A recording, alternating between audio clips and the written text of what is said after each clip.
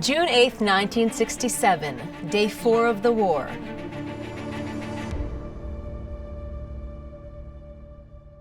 During the first 3 days of the Six-Day War, Israel had neutralized the threats from Egypt in the south and Jordan in the east. The Egyptians were in retreat, as were Arab forces in the West Bank. But June 8th began with one of the most tragic accidents of the war. Israeli planes mistakenly attacked the USS Liberty, an American electronic surveillance ship sailing just offshore. The attack was called off as soon as the mistake was realized, but not before 34 American sailors were killed. Prime Minister Eshkol conveyed his profound condolences to the Americans. During the 19 years that Jordan controlled the West Bank, Israel's width at its narrowest was 9 miles. This made it possible for an attacking army to cut the country in half, rendering it defenseless and threatening the very existence of the Jewish state.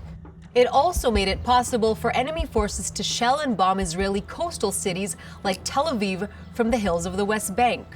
Now with the West Bank in Jewish hands, Israeli-controlled territory was 44 miles wide. Still only an hour's drive, but an area of land that could be realistically defended.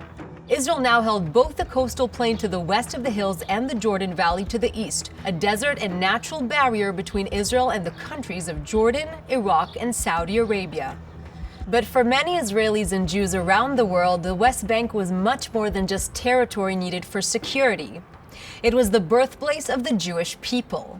Also known by the biblical names of Judea and Samaria, the West Bank was the home of the Jewish patriarchs of the Bible, Abraham, Isaac, and Jacob.